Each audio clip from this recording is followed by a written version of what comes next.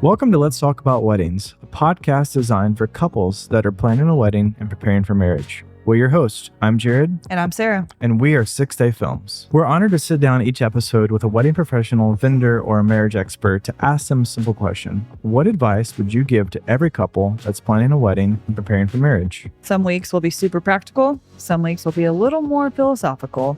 But every week will be incredibly fun as we spend time with our friends, hearing their stories and learning from their wisdom. All right, here we go. Let's talk about weddings.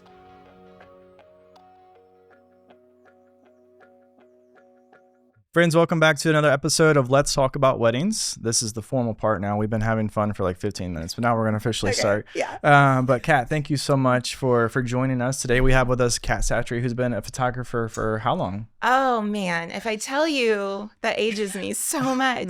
No, over 20 years. Over 20 years. Yeah. Okay. It's been a long time. I want to come back to that later, but we Okay. want to get into your story. I would love to just know like the change between 20 years, but we'll get into that later. It's Because crazy. I'm sure it's a lot. It's been interesting. Yeah. So tell us a little bit about you. You and Sarah know each other beforehand. Sarah's texting. We're on the I turned camera. my phone off. Ah, man. I turned it off. I'm not Girl. texting. Screenager. Okay. Yes. True. No. So what? You think about 14, 15 years? Has to be close to that. It's a blur. Yeah. We go way back. Way back. Yeah. Tell us about you. So, okay. I am born and raised Hoosier. I don't know if that's good or not, but yeah. We'll take it. Okay. And big time volleyball player. Okay. Love volleyball. And so played in high school and then went down to Kentucky to Asbury University to do film and television production was my major. Didn't end up doing that. Well, kind of. I mean, a little bit. I mean, I did actually right after I graduated, but it was. What did you do? I worked for, I'm not going to name the company here. Well, Okay. they're probably not even in business anymore, but so yeah. Netflix. It was Netflix. Just kidding. Yeah. My senior year of college, actually, I called my parents. It was second semester senior year too, by the way, because I realized the industry I was going into at the time, back in 2000 when I graduated, to really do something well with film, I needed to move to LA or New York. Yeah. Maybe Nashville, but I wasn't like a country girl. So, and I love New York and LA. No offense, Broadway and all those bridal parties that go there for their Yeah. I was like, where we're bachelor going with this? parties. Yeah. but- Yeah. I kind of grown into, so okay, now I like country music. Well, okay. Country people are probably like, no, you don't. I like Zach Brown Band. Yeah, I like, the real mainstream stuff. In the summer, like on a day like today, I would crank country music because I have my window down. Sure. Yeah. And driving, Yeah. like. Country music is very seasonal to me. It is Yeah. to me too. But Yeah. then if it's not summer, I'm back to like Beastie Boys, Pink Okay, Floyd. Like nice. that's more my thing. Anyways, LA, New York, realized I love those cities for like 5 days. Mhm. But after that, I'm maxed out. So I called my parents and I was like, hey, I want to switch to Christian ministries. Like, and now as an adult, I'm like, what was I thinking? My poor parents. And they said, well, if you want to pay for that and stay going to school, then you can switch your major, or you can graduate in a few months with this film degree. So anyways, I did that and I got a job right out of school here in Indy, but it was in Indy. So I was making like racing videos and corporate videos and it was horrible. And I did wedding videos, but at the time it was like heart swipe, it was, so there was no art to it. It was really bad. So felt like a failure of a human. Actually called one of my professors back at Asbury and said, I don't want to do this, but this is what my major is in. And I remember feeling really bad about that because my mom was a chemist, like everyone, my brother's a doctor, everyone's doing their job of what they went to school for. And my professor, Dr. Walker, just said, oh my gosh, Kat, like, you learn so much more in these classes other than just how to make a film or a TV show. You learned how to organize people. He was so great for me. He's like, God's going to use you in a different way. Like, don't freak out. And so almost he gave me permission to quit. And so I quit and then started working at a biblical counseling center here in Greenwood. And I just was the administrative assistant, helped kind of organize who was going to go see what counselor. And that ended up being like my favorite job That's cool. ever, because I saw so many people come to know the Lord through that ministry. And then I got married to my husband during that time. And then we had our first baby, Parker. He's now 20. And that's when I stopped working at the counseling ministry, Right. which was so hard because I loved it. But my husband's a teacher, so I stayed at home with Parker. And we volunteered with the church youth group at Community Church of Greenwood. And this girl, Jill, she was a little cheerleader at Center Grove. She came to me one fall and said, Kat, let's go take photos. Because going back a little bit, I took photography in college too. Sure. Because that's fun. But when I say I took photography, it was film. Digital wasn't a thing. Right. Because that's how old I am. So photography, I learned how to use my camera. But I mean, if you ask me to think about my photography class, it was me living in a dark room. I mean, it took up so much of my time because our professor would not accept a print with any dust on it. Yet we're in like the fields of Kentucky. So it was just almost impossible. So fast forward, I mean, this girl knew I always had a camera on me. And so she was like, let's just go take fun photos. And I was like, oh yeah, let's do it. I mean, and they were so cheesy. We were throwing leaves in the air. I mean, giggling, this is great. And then, took them to Walgreens and got them developed. And she ended up using those for her senior photos instead of her studio ones that she her mom had paid lots of money for. And then I forgot about studio senior. Yes. That's not even a thing. It's not a now, thing right? anymore. Yeah. And so then all of a There's sudden, a really terrible photo of me on Google if you search hard enough. Where Interesting. Oh my gosh.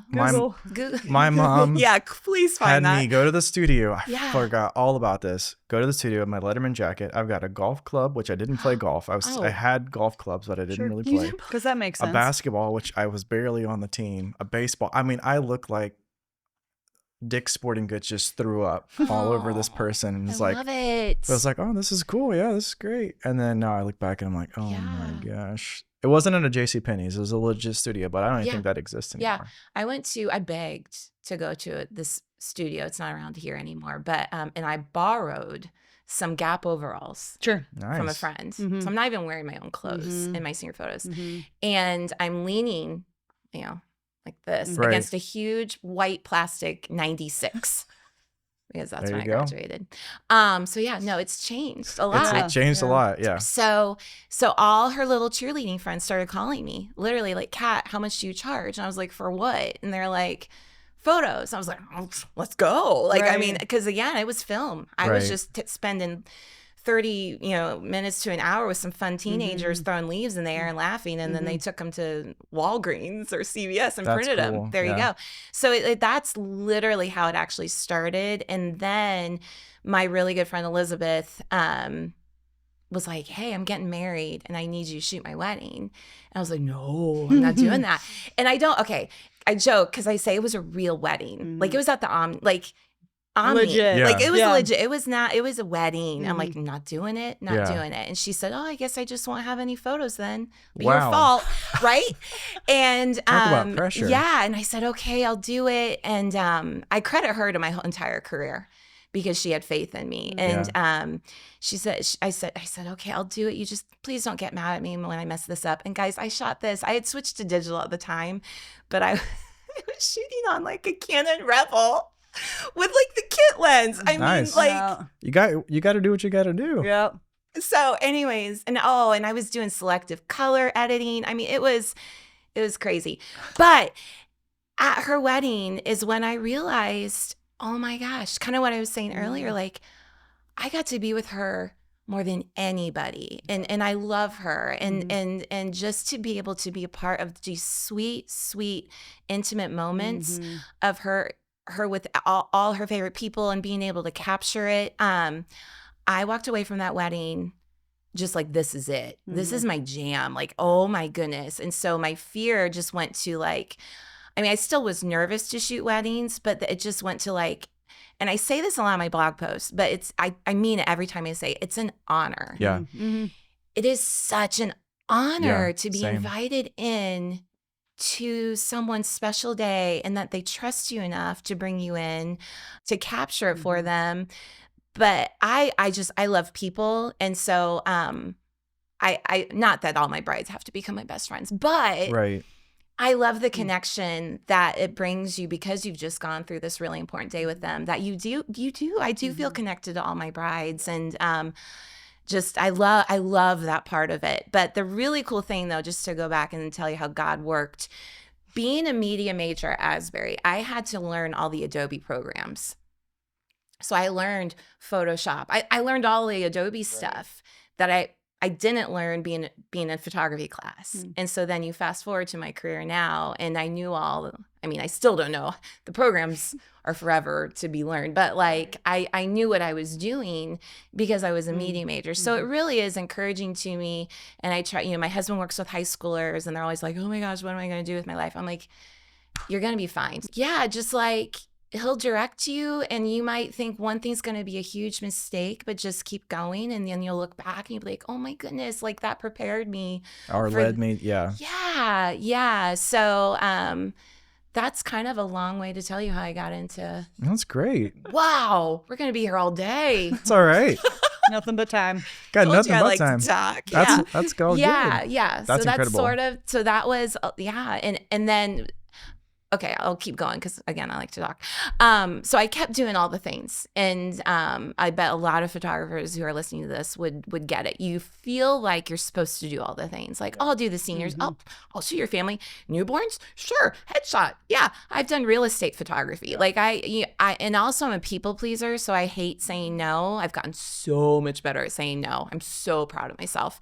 But you kind of feel like, if I do all the things, my name will get out there more. And then about in 2019, I'm going to dive into my family now a little bit. Oh, I'm all over the place. This You're good. Bad. No. I really I'm felt following you. the Holy Spirit really prompted us to do foster care in 2019. And my husband, though, was like, oh my gosh, Kat, your head's going to blow off of your head if you keep going at the rate you're doing. Right. Because I also help with volleyball. I also help volleyball. I mean, there's like all these aspects I go in my life. And foster care is not like, oh, I'm just going to pick up this hobby. It's right. Like, it's like this all-encompassing thing. It's a lot. Yeah. So I just remember thinking I had control. God showing me how little control I have. I was like, oh, well, that's fine. I love weddings. They're my favorite thing to do anyway. So I'm just going to totally change my whole business to only being a wedding photographer because that's my passion. So I did that, and I had website redesign, all the things, told all my clients, hey, I'm not doing families anymore. Like, sorry, remembering me when your kids get married. And then 2020 hit. So I had no weddings because COVID took away all that. But again, looking back, that was the year we got our 2 little boys added to our family, and they needed their mom around. Big time. Right. And I actually remember the first wedding I went back to after COVID kind of released us, and DJ, the older of the 2, sobbed. He thought I wasn't coming back. So then I'm like looking back like, okay, Lord, again, you knew. Here I'm panicking because I've just taken away all of my income. And then luckily I rescheduled every wedding the next year except for one. I lost one wedding due to just not being able to push it back. But so I don't know. I love weddings. That's what I want to focus on. They make me happy. I see photographers doing family shoots, like if I'm at a park or, in the city, and my stomach starts churning. And I have a bunch of friends who are like, that's weird. Weddings are the most stressful thing ever. I'm like, no, they aren't. They just aren't. Like, really? Because I show up to a wedding day and pretty much 99% of the time, everyone's really happy. Yeah. Yep. They might be stressed, but they're really happy. Yeah. Sure. And you show up to a family session. Everyone's mad. Nobody's happy. No, that is maybe the little 3-year-old. The truest thing that has ever been said at this table. Heyo. Yeah. Preach. Yeah. And Jared does a handful of family photos, and it's they have to only, be very, very close friends. Yeah, say they are like and the closest kids of have the to be like closest to older. our. Because when we go to do ours, like Olivia stresses me out. Yeah. Like, because she's just not going to listen. Yeah. And I'm like, we have this person, we're wasting their time, we're wasting our money. Yes. And then it's like, it just shows. That's why we do mini sessions, 20 minutes in and out, man. And God bless Reagan, but it's not easy to do this. And think about it from the photographer's standpoint. Well, you get it. You have to create the moment. Right. You're creating it. The pressure is on the photographer family sessions. Weddings, moments are happening left Yeah. and right. And Yeah. I'm not going up to the groom being like, okay, now when you see her, I Yeah. need you to cry. Right. You know, like Sure. you're capturing real moments. And yes, there's so much organization and control that needs to go into it, you know, and that's another reason my husband says I love weddings because I love to control and I love organization. But I mean, that's less than half of it, honestly, I think. You know, when I really think about a wedding day, you're just capturing really happy people and really, really happy moments. It's incredible. So I can drive to a wedding and I'm heightened, like, okay, and I'm praying the whole way there, like, Lord, help me serve, help me do the best I can. But if I would be driving to a family session, I'd be like, bleh. Yeah, because it's all on you. Yeah, it is. Those prompts and everything is all on you. Yeah, for sure. So be kind to your family photographers. Yeah. It's It's a lot. It's a lot. And people like mistakenly, like you said, think it's easier, but I'm like, it's No. definitely not. No, Definitely it's not easier. It's not.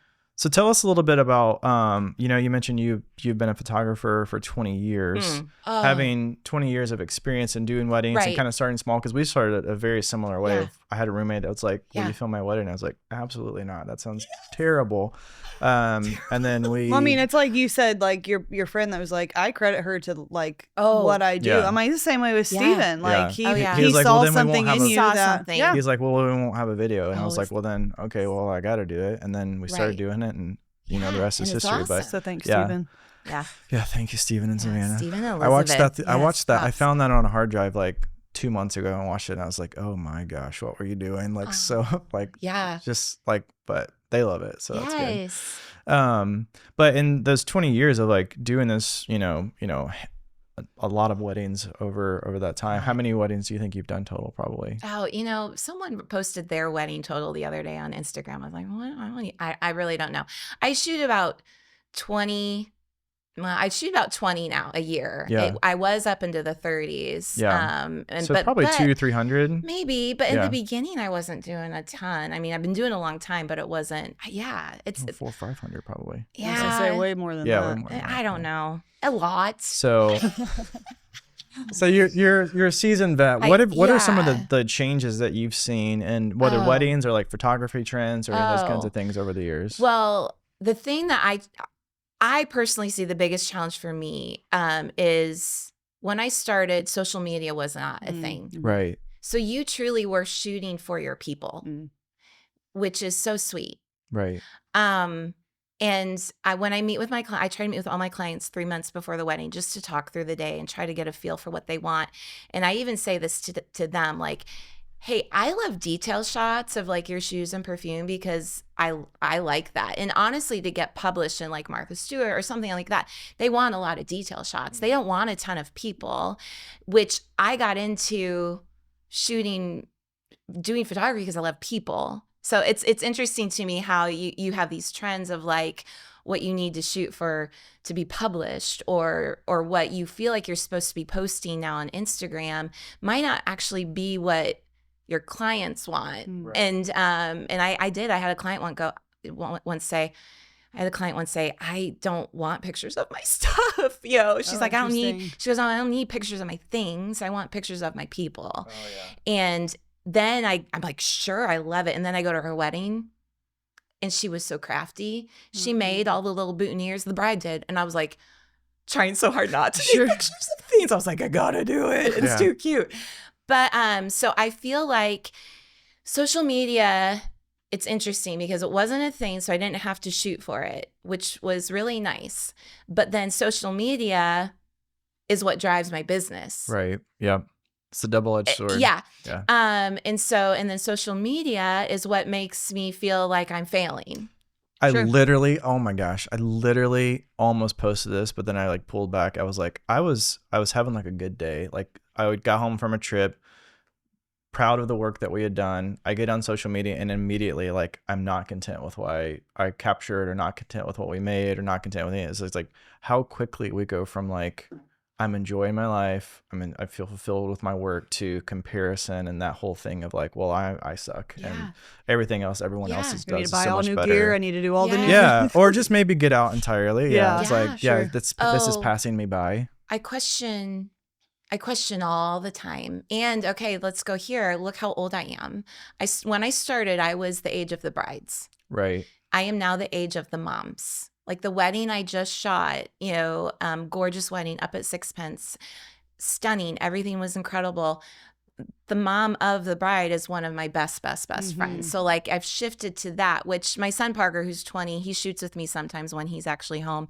And I contemplate with him a lot on this because he's getting close to the age of getting married. I'm like, how relevant am I going to be, Parker, in like 5 years? Like how do I do this? Should I do it? How long should I stay in this? Because I still love it.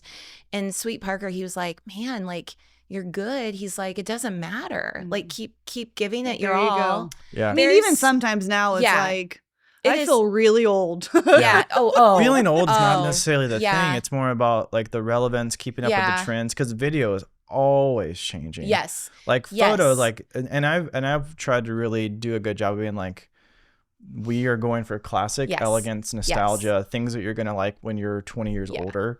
And your kids aren't going to look at it and go, yeah. That's not going to embarrass you later on when you have kids. Yes. And so that's kind of where I'm trying to come from. But I'm like, at some point, though, and at some point, I'm not want to carry around a gimbal and do all the things that's your like. back already My hurts. body does hurt the day after a wedding. It's funny because, again, I've said it so many times, I love people. So, like, weddings, my favorite thing is usually at the end of the reception, some sweet old man comes up to me and says, man, you love your job, don't you? And I'm like, oh, I do. Because I feed off of people. I get energy from humans. And I usually come home from like a 10, 12 hour wedding day and I'm ready to go. Absolutely. Like, I'm like, what movie you guys want to watch? Like I'm not crawling into bed. Yeah. Oh, the next day. Yeah. I can barely speak. The My body adrenaline hurts. goes I mean, down I'm like achy, and it's just funny how it hits. But I just feel like there's so many elements to being in this a long time. So I question that. You talked about trends. That's really hard on me. So I've done a lot of the trends. I've decided that I'm gonna be classic. Like, I mean, I've stuck with my style now for probably like 8 to 10 years. But a while ago, I was like, oh, dark and moody. Oh, grainy. Oh, look how beautiful that is. And I see these images on social media. I'm like, oh, that's so good. I need to do that. So I have all the presets. I have I have everything I can do that for. And I did shoot a wedding for people we were really close to, and they were more dark, moody people, but they were close to us. And so they said, we really want you to shoot our wedding, but we want it edited this way. And I should have said no. But I love them fiercely. And so I did it, and I edited it the way that they wanted it because I wanted them happy. Oh, I had so many people come out of the woodwork. Kat, these are the best photos you've ever done. And it made me question everything. Sure. Right. Everything. Now, granted, most of the people telling me that these were the best photos, they were like 16 years old because it was trendy and it was really cool. But I literally sat down with my husband. I was like, have I been doing it all wrong? Like, why is this pulling out all these kids who love it? But then I was lucky enough to shoot Camden and Claire's wedding. And Claire said to me, and it has stuck with me, because I was like, you want me? I just was so honored that they wanted me to shoot it. And she said, right, we do, Kat, because we picked our colors and we want our colors to look like our colors. Like Camden didn't wear a black suit. He had the coolest like suit color, it was like this green and the peaches. And Camden and Claire. Yes, shout out. They just changed. Yes, Camden and Claire, no longer CJ. Formerly CJ, now Camden and Claire. Yeah, and so she gave me, and she wasn't trying to compliment me. She was just kind of saying like, this is why. And I was like, thank you. Like I just needed someone to be like, that there are people out there who want true to life color. And and so I've kind of ever since then been like, I'm fine. Trends will come and go.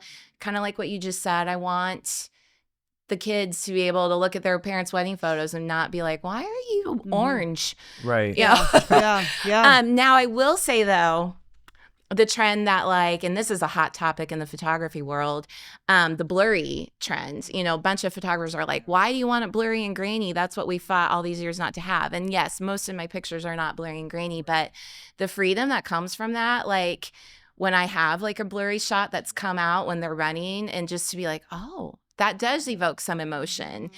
And that I can keep that in there. And I'm leaning into that a little bit. Like, and I the love Dutch it. angles, I feel like, are a big thing now, Yeah, too. that's really hard for me. Yeah. Dutch angles.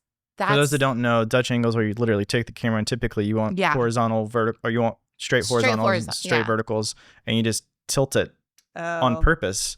Interesting. It's a film technique that's like supposed to evoke like really uneasiness, and it's like, why all of these photos are uneasiness should not be the emotion that you're seeking on your wedding, but it's like a right. It's a thing. It's a thing. I'm not gonna knock it, but I can't do it. Yeah, I'm sorry. Can't. I'm very much straight horizon. I will do a little bit in the reception where it's fun. And it's like everything's kind of blowing up and there's a party and it's a quick. But I'm like, if that ceremony shot's not perfect, right? I'm not using. Yeah. We're gonna reception shots. Yes, let it go. That's so much of my reception shots are Hail Marys anyway, because I've got my camera above my head and I'm just trying to fight a mosh pit and get in there. I'm like, I hope this is going to come out. So but no, it's so knowing how to just be confident enough in yourself while seeing all these other amazing. I'm thankful you kind of feel that way too. It makes me feel better that for sure. Social media, but. I mean, I don't want to knock it because I feel like most of my business comes from Instagram. But that's been the other thing that's been hard for me because posting wasn't a thing when I started. I could shoot for my clients, edit for my clients, and give it to my clients, and then I was done. Now I feel like so much needs to go into that, and I don't have anyone working under me. It's just me. But like just even the little things like learning how to tag, like to remember. I shouldn't say remembering to tag all the vendors. The vendors, I'll think I did it. I'll go to bed. You know what the thing that I hate the most is writing the descriptions. It's like I feel like I say the same thing every time. It's like, but I feel the same. Like I love those people. Yeah, it was an honor to be a part of the day. All these things are true. It's like I don't know how many times I can say this differently, or the YouTube description of the video or whatever. It's like, oh my God. I tried to use Chat GPT the other day because my kids told me to try it, and it was so cheesy. And I actually put in less cheesy, and it still wasn't what I would say. And so I just went back to look at this handsome groom or something. I mean, I was like heart emoji. So just even remembering to tag vendors because it's such a group effort, and then I forget someone and I feel horrible about it. And so then I'm DMing them like, I'm so sorry. Like I just added you, but that's a whole new thing. And just going back though to my original statement, shoot for your clients. Like, I don't know. It's so important to me to hear what my clients actually want versus what I think I'm supposed to be doing to be cool on Instagram. Yeah. So, and the thing that, this kind of goes along with that is like, they are hiring you because they've seen what you've done previously. Right. You don't have to reinvent the wheel every time, which I've had to really fight myself on that because, I'll see a different filmmaker style or their colors and it's like, oh, that looks good and that looks good, but they're not the same. Right. It's like you can't do everything all the time. So you have to like hone in what you do well and then just own it and be like, and if I want to do a massive shift or something like that because of clients' desires or we're changing the way we do our business or whatever, like you have to like lean into that. You can't just like cherry pick all these different things. There's different settings, there's different style, there's all that different stuff that goes into it. So it's a whole thing. So I don't know how long I'll still be doing this. I mean, I still love it. Yeah. And it is funny because eventually at some point in the day, a bridesmaid's going to be like, so Kat, do you have any kids? And I'm like, I got 5. And they're like, whoa. And then my oldest is 20. Whoa. And I'm like, oh, I love you. Yeah. Like, because they're like, you're not old enough to have a kid that. And I'm like, stop it. You're awesome. You're now my favorite bridesmaid. Stop. Tell me more. Tell me more. So that, I do. And I guess if you're still loving it and you have the joy doing it and people are still hiring you, then I guess I'll keep going. And if not, that's okay. Yeah. I feel like the Lord's going to let me know when it's time. I think. Because it's like, I still love shooting weddings. Yeah. Like I enjoy the process. I enjoy being there on the day. Like by the end of the night, I'm pretty tired, pretty wiped, but I also have that same high of like getting home and I'm like, oh, I'm gonna look through all the footage and I'm gonna back it all up. We're gonna do the whole thing. Yes. But yeah, I think when that time comes, it's gonna be obvious. I feel like I don't feel like I have to force it. Yeah. But what do you feel like is a big difference in from where you started to now with like working with videographers? Because that was probably not a huge thing. You mentioned because like you mentioned you did wedding video. Was that like walking around with a camera? Was that like stationary cameras in the back? Yeah. It was always like a 2-camera setup and, just stationary and just nothing. It was just really just documenting exactly what's happening. There was no art to it. And with that, whatever art we threw into it, was Well, probably a lot of work too, because like was. digital editing wasn't. yes, really it a was thing it yet, was probably. it was very tricky. It Were was you- very heavy. Were Yeah. you editing like, was it like VHS tapes or like? Some, yeah, and then it slowly, I mean, yeah, it it's so just embarrassing to think about the stuff I made. So yeah, I mean, it just, there was no art to it, so Yeah. it was very boring, Stagnant. yes, and very just, sad, Yeah. yeah. But I mean, that's okay. I guess that's what the times were. Right.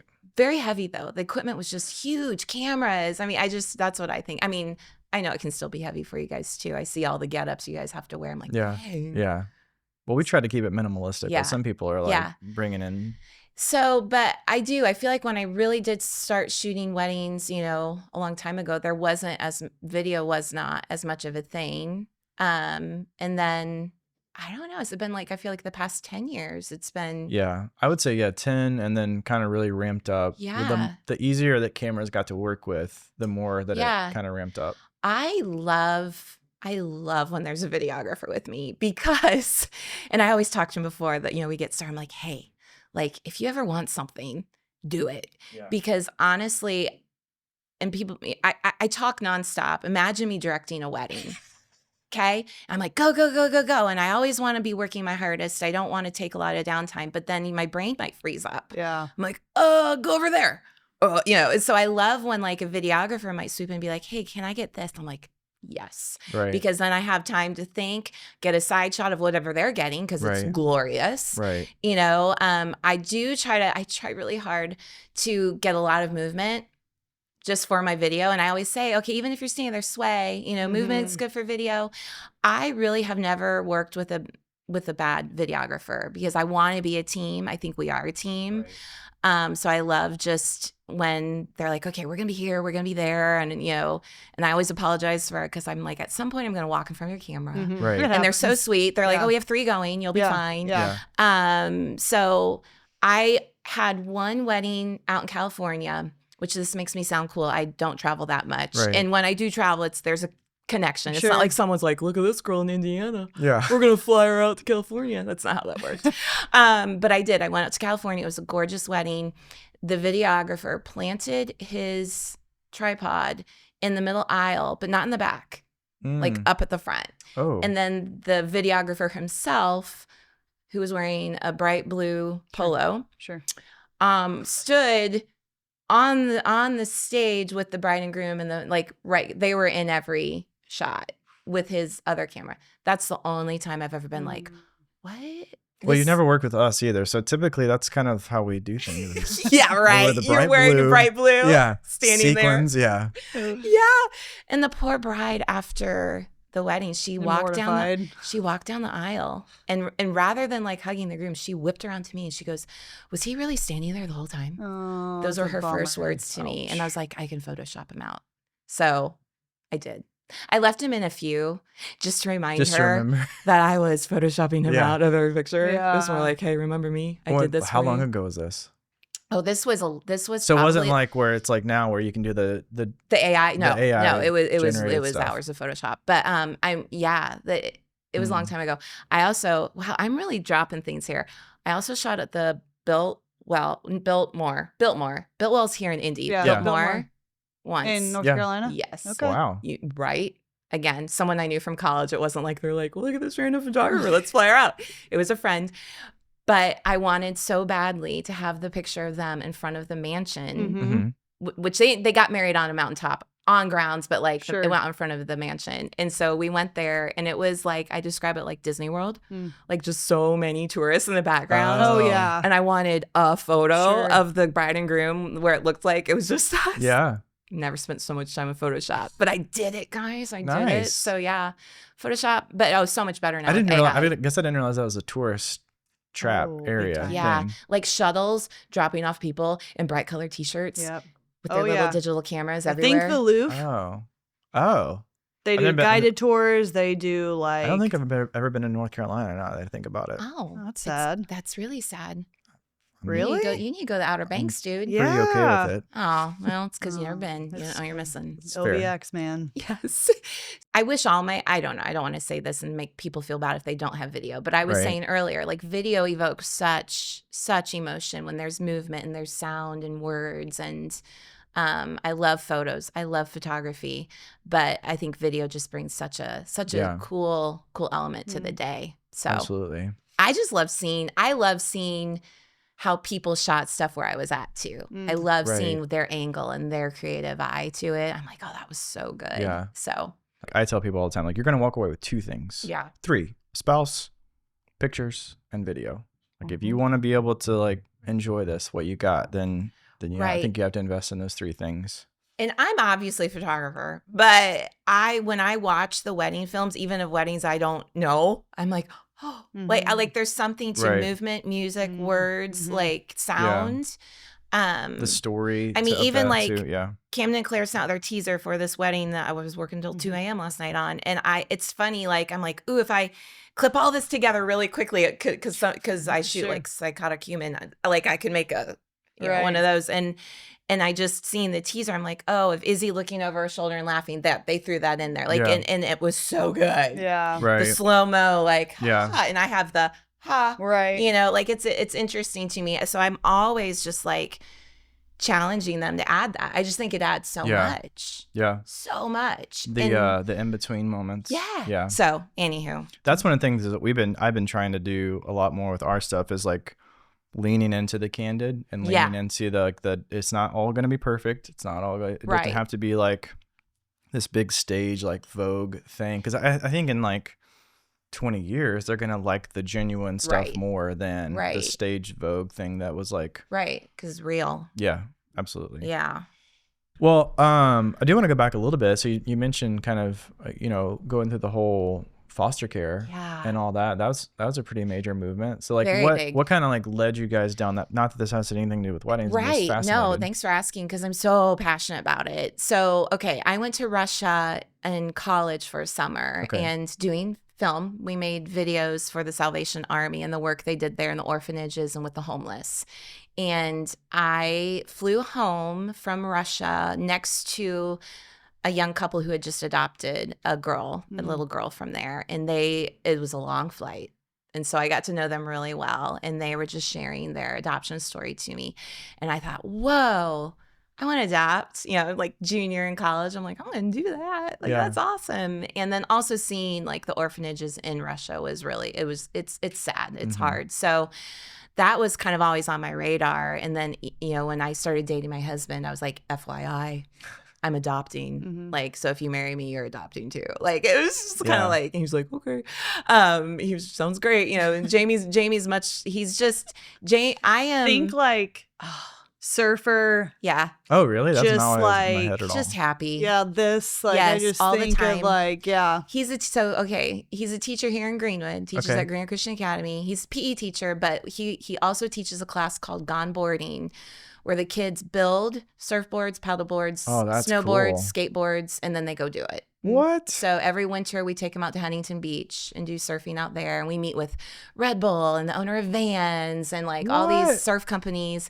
And then he's a pretty cool dude. Winter he takes them out to Michigan and they go snowboarding up there. And then they just go to skate parks around here. Yeah. So that's like he loves the water. Yeah. He loves surfing and kind of that. But he's just also very, like just laid back, just a happy. So so here I am, like, we're adopting. You should get him a one wheel if he doesn't have one already. I should. He might break his arm on it. I think he'd be okay. He did. Oh my gosh. Yes. You did? I love that I said that. And then you actually did. She got me one for Christmas. We were freshly married, right? Yeah. Were we married? Yeah, we were married. Yeah, it was like our first Christmas. Yeah. And I was like, I'm going to go big. Got him a one wheel. Got me. So I was riding around the neighborhood. It's Christmas Eve. It's probably like 10 o'clock at night, something like, because we had Christmas Eve services at church. And so I'm riding around the neighborhood. I'm ecstatic because I'd wanted one for a long time. And she like felt pretty good about she myself. went to Chicago, picked it up, all this like big deal. Dang, girl. I go 2 laps around the neighborhood and I'm starting to feel pretty good about myself. I'm got a like, little I too got this cocky. thing figured out. I'm wearing Vans. Allbirds. Oh yeah, you're Allbirds. Allbirds. You know what those? Yeah. Yeah. This is like Gen 1 Allbirds. So they're like literally like wool. like no protection, shouldn't be on or whatever. So I hit this rough patch in the asphalt, and I wipe out big time. I mean, my foot is bleeding. I have this giant gash in my Allbirds. My wrist kind of hurts, but I'm not really sure. I'm like, I think I just landed on it, and I fall. But then I've got like probably a half a mile walk back to our house, and I didn't want to get on the one wheel because my wrist was hurting. So I'm like carrying it back, and Sarah's like yelling down the neighborhood, like, what are you doing? What are you doing? And I'm like, I'll talk about it when I get And home. I was like, what? He's like, I'll talk about it. And I was like, what? He was like, I'll talk about it when I get home. So that night, I'm in pain. My foot is like got this massive gash I mean, on he it. had a hole in his Allbirds, like literal. Burned through through the wool Allbirds. So we go through Christmas with her at family, my parents. at your parents. I think our first Christmas as a married couple. We stayed at my parents. Yep, I'm in pain, and I'm like not really doing much. My wrist kind of just keeps hurting. And so the day after Christmas, we go to like an immediate care. I was like, this is not getting better. I don't know if it's sprained it or whatever. And I had fractured my wrist and then didn't do anything about it for a couple days. Merry Christmas. Most expensive Christmas ever by far. Yeah. Even with kids. Yeah. So the one there wheel and then the hospital bill. Oh my gosh. But anyway, you should get him I should. I should. He's a little more seasoned than you were. Yeah, I did not grow up riding a skateboard. I just thought they looked cool. Yeah. But if he does all that, he will be fine on a wheel. Yeah. Oh, that's funny. Yeah, well, we'll think about it. He's also 6'6", so I always feel like when he's on these things, he's like, I'm like. So if he falls, he's got a long way to go. And we're getting old, so but yeah, so no, I was like, I want to adopt. You know, we get married, we have 2 awesome boys, and then we adopted our daughter Evie that just turned 15. She was born here in Greenwood, and that was incredible. And I literally remember thinking, okay, check, we did it. I did it. Did what God called me to, take care of the widows and orphans. And, you know, time goes on. And then, in like 2018, 2019, foster care. We were at church, and my husband was singing Oceans, that Hillsong song. And he led worship, sorry. I should have. What does this guy not do? We're going to throw that in there. He also singing in church. Also leads worship. So, and I just remember being just sitting there and thinking, I'm not doing that's like walking on water? I'm not doing anything hard. Yeah. Basically. And you know, we have our 3 kids. We live in Greenwood, Indiana. My kids go to Christian school. We've got a fluffy white dog. I mean, I just kind of was like, what? Like, I'm not the picture of the American dream, basically. Yes. Yeah. And foster care really had never been on my radar. So I know it was of the Holy Spirit, because it was just like, boom. That was loud, probably. And it's just heavy. Yeah. Heavy to where I couldn't sing anymore for months. I was not able to worship in church because I just felt like this heaviness on my soul. And Jamie wasn't there yet, you know, because again, we were busy. We had 3 kids. I was working full time. You know, it just, there's no time. And I just said, I really need you to pray about this. Yeah. And the more you research foster care, don't do it if you don't want to know, because it's sad. And it's all around us. Yeah. And the only way we got through our first year of foster care, I could cry, is because we had something called a care community. And it was through not even our church. It was another church in the area found out we were fostering, and the pastor's wife said, hey, you need a care community. And I was like, what is that? I didn't even know what it was. And I said, we don't go to Emmanuel. And she said, I don't care, you don't go to our church. You need a care community. And it was basically like 10 couples signed up to like care for us. And so they prayed for us. We got a meal a week. They got background checks so they could babysit for us, because we had, at the time, Parker was 16 and he was babysitting for us, but he couldn't babysit our foster kids. Because you had to be 18 and have background checks. So that was weird. We went backwards on that. Yeah. Parker actually recently said that was one of the weirdest things for him, was having people come babysit even though he was there as a 16-year-old. That was hard on him, but he understood why. But those people, I mean, we had so many scary things happen in court, and just so many times that things weren't making sense, that I could text our point person for our care community and be like, her name was also Cat. I'd be like, Cat, we need prayer for this. And she would just send it out to all the people. And I just I knew people were praying for us. And I would get notes in the mail, you know, just with verses and encouragement. And it was interesting because people didn't really think they were doing much. Yeah. Jamie, I'd be like, oh my gosh, you guys are incredible. They'd be like, oh, we're not, they're dropping off a meal. I'm like, we need this meal. Yeah. Right. Or we need this night out. And the fact that you're helping with our kids. So that's where I think it's really neat to see the hands and feet of Christ come together to really benefit these children. And the really neat thing too, one of the ladies randomly that got put in our care community helped little ones read at one of the Greenwood elementary schools. And DJ, who's now 10, was struggling reading. That's where we got him right before kindergarten. He couldn't read. And the fact that she once a week met with DJ and helped tutor him in reading, and she still meets with him about once a week. That's cool. And she'll help him with homework, or they'll go to Rascals. Like, she's like kind of like a bonus grandma. Yeah. And even because we don't have a care community anymore, that disintegrated when we adopted them. But she was like, can I just stay on with DJ? And I mean, it's just to see God be in the little details like that, of like, oh, our kid needed help with reading. Oh, Yeah. that's what you do. Yeah. Oh. Yeah. So, yeah, but it's really hard. But God doesn't call us to easy.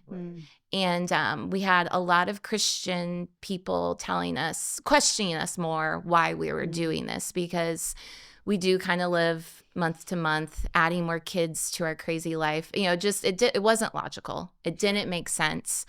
We had a great family. We weren't needing to create a family. We already had one. And you don't know what you're going to get.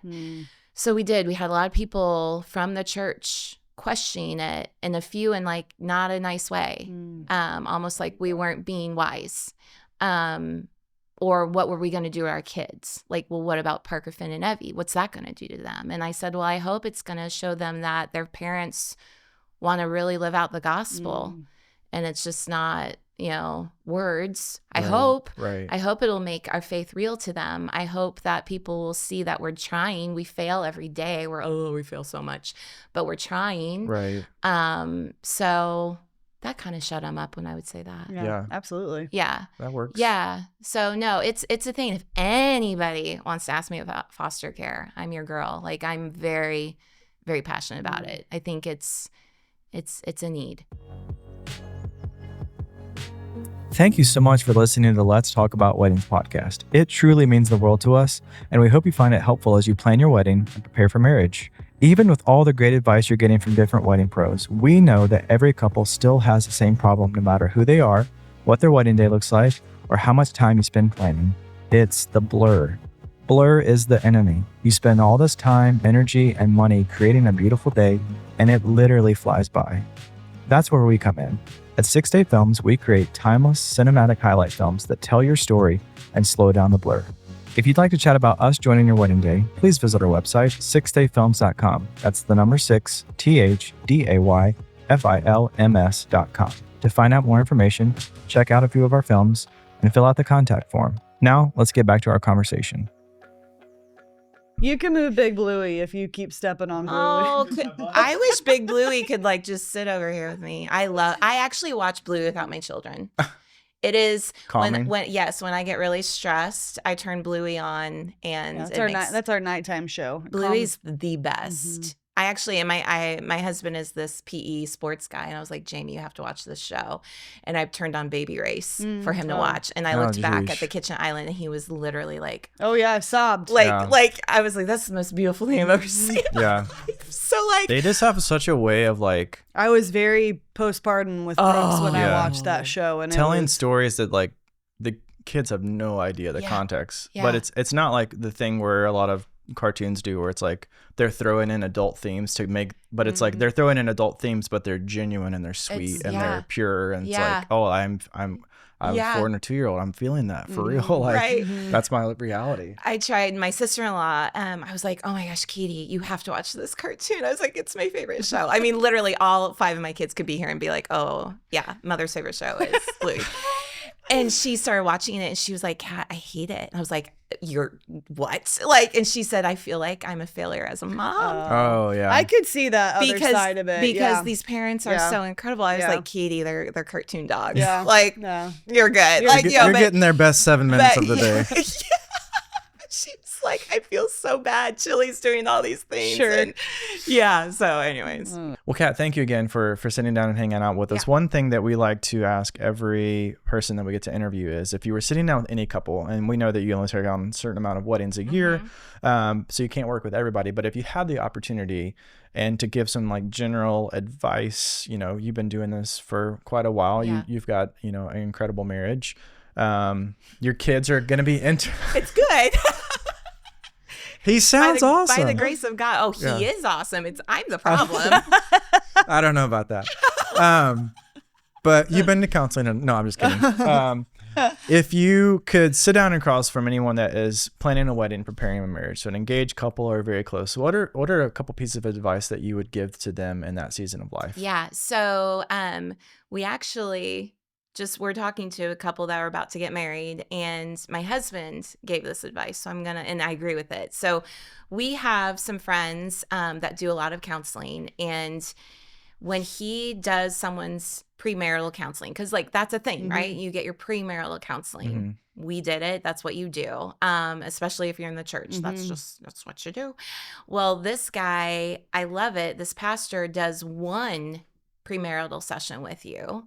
Oh. And then he schedules the year after you're married. I have heard about this. 3 months after your wedding date, schedules one. Interesting. He Okay. schedules them throughout the whole year of your Post first premarital. because that's when it all hits the fan. Yeah. And he still hits on all the topics, but he hits on it after you've been married because, again, that's I like that. That's when it Right. happens. That's a good idea. So, and then you don't feel weird, like Right. we need counseling. Right. Like, why is that so taboo? Yeah. Like, so this guy, he's like, well, if I'm marrying you, this is what we do. And Yeah. it's genius to me Yeah. to do it like that. So I think, I mean, I can't control the pastors in the world, but I think that would be great. Yeah. I don't, it's so, but not being afraid to go get help, or not Yeah. being afraid to go ask And you're for not wisdom from Nothing's anyone. wrong if you ask Yeah. for help. Right. We're all learning. We're all Yeah. failing. It's okay to admit that this isn't working or that's not working, and don't be so prideful to not go talk to someone, because more often than not, they're going to be like, oh yeah, Yeah. I get that. That happened too. So There's so much like freedom that comes when you say something out loud that you're not the only one. right. And it's like, oh, and that's, I mean, not to get spiritual again, but like that's a big tactic of the enemy, is like, Yeah. you're the only couple Yeah. that's ever dealt with Right. money issues, or, you know, Right. whatever the issue is. And it's like, oh, when you talk to someone about it, it's like, no, we dealt with that, and Yeah. this is how we got through it. Yeah. And this is what you think about it. But it's like, when you are isolated and so alone, it's, Right. yeah. And it gets worse and worse and grows. Yeah. So I think that as far as just marriage is huge. I think as far as weddings, it's funny because I'm in the industry, so I love big weddings, but I also think people can get so caught up in the wedding day and not really, you know, I just always try to remind my clients. I had a call the other night with some, and I just try to say, okay, don't let all these little details stress you out. Like, just keep remembering the whole reason you're doing this is to marry your best friend, and lean into that when you start to get stressed about, I don't know, all the things that come with it. Right. So, you know, and then just that the wedding day isn't going to probably go off perfectly. There's usually something that happens but then it's fine. Like, Yeah. I just always tell people, it's going to be fine. Like, we get off schedule, it's fine. Yeah. But my tip for people actually getting married for the wedding day is timeline. I love lists. I love organization. I'm type A. My timelines, some of my clients laugh at, because I will put in from like 222 to 227 where, you know, put it on boutonnieres. Yeah, I mean, there's just, or the videographer's putting on the microphone. I mean, Right. I even ask my clients, hey, if you have a videographer, will you find out from them what do they want from you? Like, are they going to want, you know, audio? Do they want you reading your note from your soon-to-be spouse without me clicking my camera there? You know, like, let's find this out all ahead of time so we can timeline the crap out of your day. Yeah. And then that way it goes Way smoothly. smoother. Yeah. And I had a great bride. This was a long time ago, married down at the canal. Just a free bird. She didn't wear shoes. I mean, she's just awesome. So laid back. And she's like, oh no, it's just a carefree day with our favorite people. And I just remember being like, it is.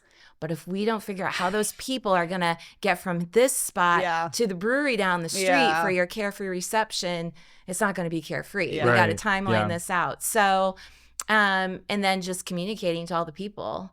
I feel like for me on a wedding day, the worst part of the day, as far as things falling apart, is extended family photos. Yep. Even though my sweet clients have told people 3 times, hey, Uncle Bob, Aunt Betty, we need you for these. They're gone at the bar. Do you feel like this is probably Why? this is probably not good to say. I feel like sometimes family members do it on purpose.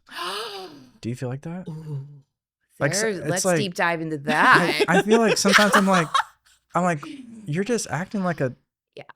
Why? I don't get know. that. It makes it. It's like some weird uncle. I'm like, this is so not about your there's job. some Is like to be here, family support. strife going and, on, like, or so were you what's- just really needing a drink? Yeah, I'm like, Let's dig into that a little bit. Let's dig into that too, But Uncle sometimes Bob. I'm just like, Uncle Bob. Yeah. You knew when to be here, right, for photos. I'm like, sure they over communicated when you needed to be here for photos. And that's the only part of the day where I'm just like, oh, and so I tell my clients, like, just prepare. But my goal is I never want to see my bride or groom's face being like, sure. I mean, that's Right. not a look I want them having or feeling, Yeah. you know? So timeline, lean into those timelines. That's my advice as far Even as a if wedding you day. get off just a smidge, it's something to come back to of figure it like, out, all right, here we come go. back to it. Didn't get that shot done. That ring bearer was taking a nap. Yeah. Okay, get my pen out because I'm a paper girl. I draw it out on paper. Well, we'll throw them in here. Absolutely. So Yeah. That's incredible. yeah. So, as a business, what do you think is one thing that sets like Cat Satre photography apart from, some of your The 20 other thousand photographers that live in Greenwood? Me. Yeah. I mean, and I would say that for any photographer, Right. you are the difference. And I've heard so many podcasts about this. I listen to podcasts a lot when I edit, and they're always like, hey, you photographer, put yourself out there on social media more. People need to see you. And I'm like, it's so cringy for me. I do need to do it more. I do a horrible job at that. For years, I keep saying I'm going to do better, and I don't. But me, and I mean, it's because we all have the same equipment. Well, around the same. We all have Lightroom and Photoshop. We all can edit to make it look the same. We all strive to edit like so-and-so, our dream photographers. I think you as the person is the difference. And again, this is around for anybody. So for me, I want to be a servant. I want to come in and help whatever I see needs to be helped. I shared this a long time ago on a different podcast, but I cling to it, and it's from almost 20 years ago, where it was my first weddings, and Shelby, the bride, was getting ready at her parents' house with all her bridesmaids, and there was no hairspray. And I just remember thinking, how is there no hairspray? And the bride needed hairspray. And she lived right off the Southport exit here. And I said, okay, don't do anything fun while I'm gone. I'm running to Target and I'm going to get you hairspray. And I busted into Target, ran and I remember what I got. It was the big purple aerosol can of Aussie, like with the kangaroos on The it. good stuff. I mean, maybe. And then I ran to the checkout line and I actually tapped 2 old ladies on the shoulder. I said, I am so sorry. I am in such a hurry. This is for a bride. I got to go. Can I cut you? And they're like, go on it. And I bought the hairspray and I ran back. Yeah, the grannies, Rita and Janet. Bluey reference. Nice parking spot. So I ran back to the house and I gave her this cheap bottle of hairspray and she used it, and she sent me, the wedding day went on, she sent me a sweet thank you note later, thanking for the photos, but more thanking me for the hairspray. And I was like, wow, that really, like, she's the fact you took the time to go get me hairspray. Yeah. Like, she was like, that's crazy. And I recently did one of the most beautiful weddings I've ever shot. Of her best friend was in that wedding. And I mean, and when I say recently, it was like 2 years ago. Patty got married down at French Lick at like the most gorgeous wedding ever. And it's because I shot Shelby's wedding that long ago, and I got her hairspray. I mean, it's just so like, just looking for ways. You're not just there to take photos. You're there to serve. You're there to help make this day the most glorious day for them. You're there to help the videographer. You're there to move a table if need be. Like, I don't know, help the grandma get to her seat. I just All hands on deck. all hands on deck. That's Yep. what everybody. Yep. I just don't understand why people wouldn't do that. Like, I just think that's odd. Again, because you've been invited into the most special day. Right. Yeah. Like, take that as an honor and lean into it and serve the heck out of the day. The other thing that sets me apart, and I don't know if this is a good thing or a bad thing. I really don't. I take a buttload of photos and I give a buttload of photos. And I've been doing this a long time. It would take me 3 times as long to give less because I question everything. This picture, would Sarah like this picture or would Sarah like this picture? This one, that one, this one, that one, this one, that one. I'm just I'm going to give them both. And I give both. I give most of my photos you get in color and black and white, so double than the number.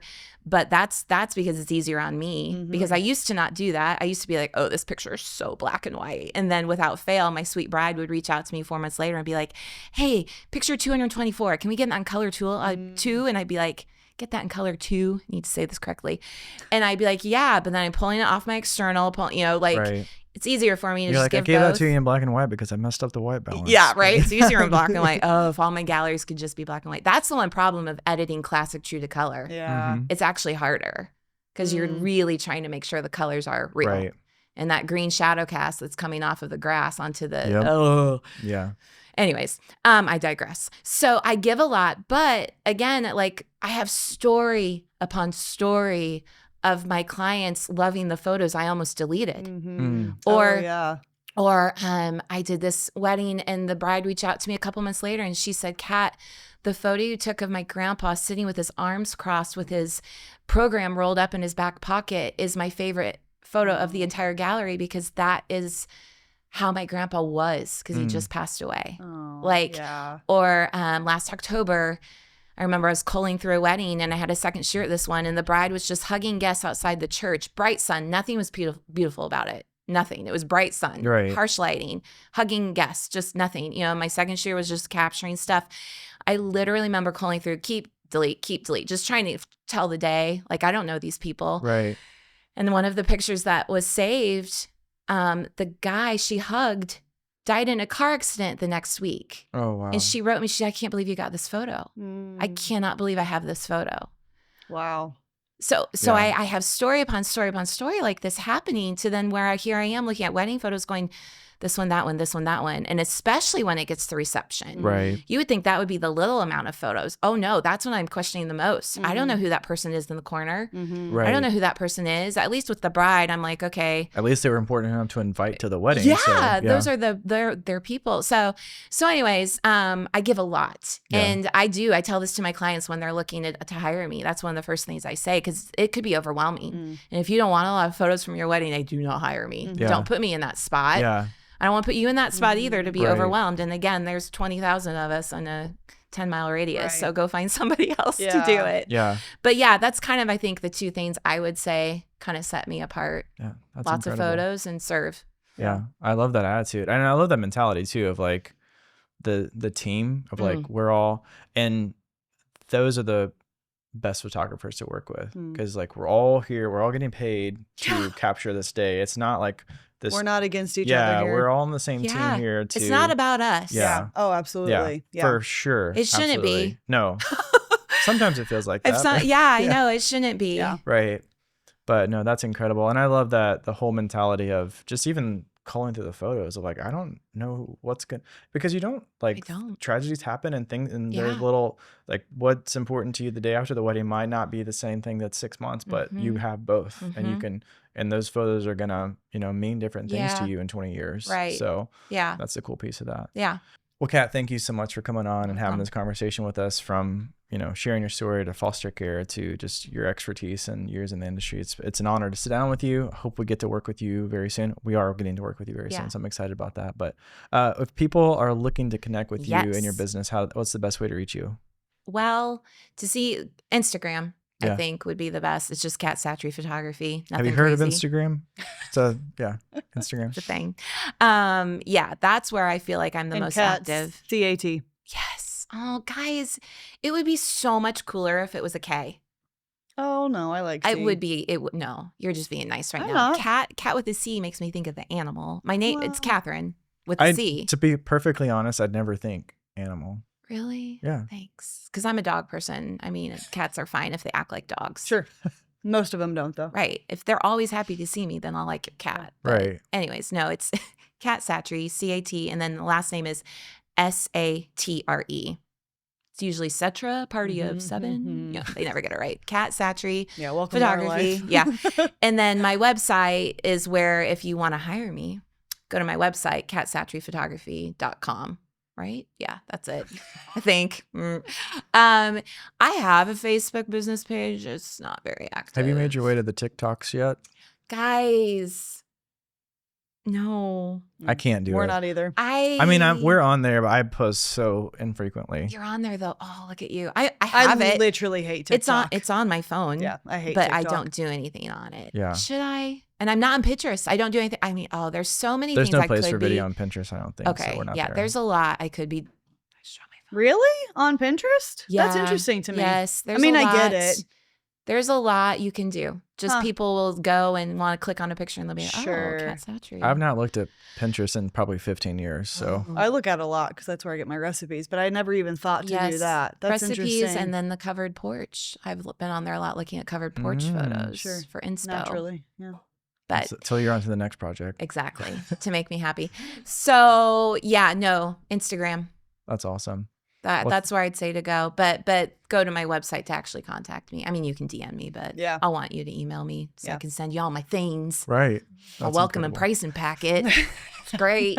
Worked hard on that last winter. I do all my things in the winter on my slow Right. time. Sure. So last winter I made a new pricing packet. No big deal, guys. I'm sure it looks fantastic. It's Pretty cute. pretty cute. I'm not gonna lie. My clients are pretty cute people. Right. I actually have had people ask me, like, do you only pick pretty people to shoot? And I'm like, definitely not. I just have beautiful people. Yeah. Yeah. And okay, going Just how back. good I am. You should see these people in real life. right? No, but then again, hey, let's go here. Going back to the very beginning, why do I love shooting weddings? People look epic on Yeah. their wedding days. It's true. Hey, oh, Yeah. you look awesome. Look at you in that dress and that suit or Mhm. tux. Like, Mhm. they're looking fly. The best. Is that even a word people It use is. anymore? We're going to use it. Mhm. Yeah. It's coming back. Is it? We're going to make it come back. After all 12 So- people watch this, it'll yeah. be back in a big way. So good. But no, Fetch. so that's another reason they're looking their best they're ever going Right. to, and I get to photograph that. So good. That's awesome. So good. Well, thank you again. Yeah. Thanks for coming on. Thank All you. right. And that's the episode. it. We're landing this with one ending. There it is. Typically takes me like 25. Hey. Calling it good. Cats, love it. Cats the magic. There we go. See you guys next time.